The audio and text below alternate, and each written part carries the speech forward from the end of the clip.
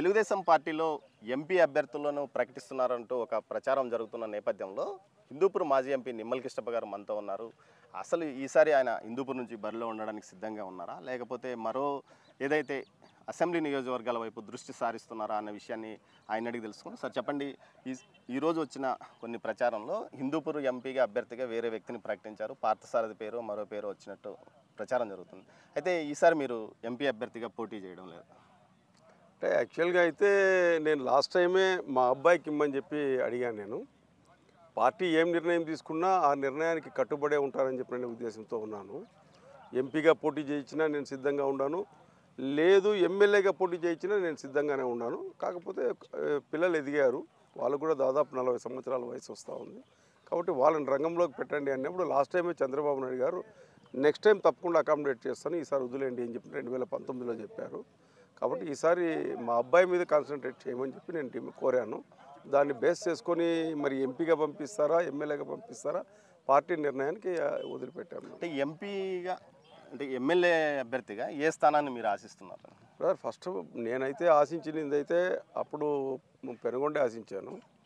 పెనుగొండలో సంఖ్యాపరంగా క్యాస్ట్ ఈక్వేషన్స్లో కొంత కురవ కమ్యూనిటీ ముందుంది, తర్వాత మీరున్నారు కాబట్టి అప్పుడు వీలు కాదని అన్నారు. ఆ రోజుల్లో 2019లో ఈ వీలు కాదన్నారు. సరే, నేను ఈసారి ఇంకా అది వీలు కాదన్నారు కదా అని నేను ఒకవేళ మీకు వీలవుతే పుట్టపర్తి పరిశీలించండి, వీలు కాని పరిస్థితుల్లో నాకు పెనుగొండ చూడండి అని చెప్పి చెప్పాను. అంటే మీ తర్వాత కియో ఫ్యాక్టరీ అనుబంధ పరిశ్రమలు చాలా వరకు అక్కడ నుంచి వెళ్ళిపోయినాయని ఒక ప్రచారం జరుగుతుంది. అది ఎంతవరకు నిజమే? మీరు చేస్తున్న ప్రచారం మేము చేస్తే ప్రచారం కాదు. మనం ఓపెన్గా ఎక్కడ పోయి విచారించినా కూడా కియా వాళ్ళు ఇప్పుడుండే ఈ రాక్షస పాలన, రాక్షస నాయకుడు ఉండేటువంటి పరిస్థితుల్లో వాళ్ళు ఓపెన్ కాలేకపోతున్నారు. కానీ అంతర్గతంగా మనము కెమెరా లేకుండా ప్రెస్ కాకోకుండా పోతే మాకు ఈ విధంగా అన్యాయం జరిగింది అనేటువంటి అభిప్రాయం వాళ్ళ నుంచి వస్తూ ఉంది.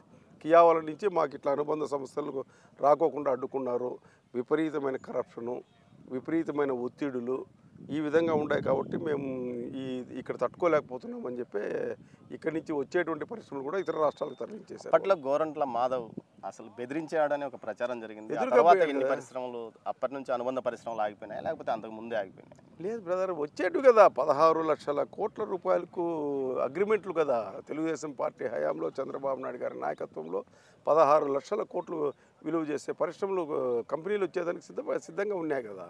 వీళ్ళు వచ్చిన తర్వాత ఈ దుర్మార్గం చూసిన తర్వాత, ఈ రాక్షస పాలన చూసిన తర్వాత ఇక మేము వస్తే ఇక్కడికి మేము కంపెనీలు సర్వైవ్ కాలేము, మేము ఈ రాష్ట్రంలో మేమేమి ఈ కంపెనీలు పెట్టి మేము లాభాపేక్షతో ముందుకు పోయే పరిస్థితి ఉండదు, మేము నష్టపోవాల్సిందే ఇక్కడికి వస్తే అనేటువంటి ఆలోచనతోనే మళ్ళీ సరైనటువంటి పాలన వచ్చేంత వరకు మేము ఇక్కడ కంపెనీలు స్థాపించేది వద్దనేటువంటి ఉద్దేశంతోనే కదా వాళ్ళు పారిపోయిండేది.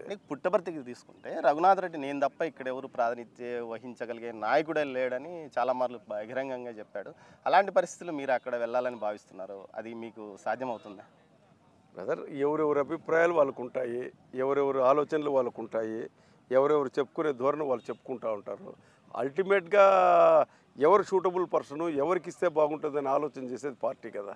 కాబట్టి పార్టీ ఏ నిర్ణయం తీసుకుంటే దానికి అందరూ కట్టుబడి ఉండాల్సిందే. కానీ నేనే గొప్ప, నేనే పుట్టపర్తి అంటే నేనంటే పుట్టపర్తి అని చెప్పుకునే పరిస్థితి ఎప్పుడు ఉండదు. అది ఎక్కడ ఇప్పుడు ఇంతమంది సెలక్షన్ చేసేటప్పుడు ఎవరికి విన్నింగ్ అవకాశాలు ఉంటాయి, ఎవరిని పెడితే బాగుంటుంది అనేటువంటి ఆలోచన చేసేది పార్టీ చేస్తుంది. కానీ నా ఇంతకు నేను నిర్ణయం తీసుకునేది ఉండదు కదా.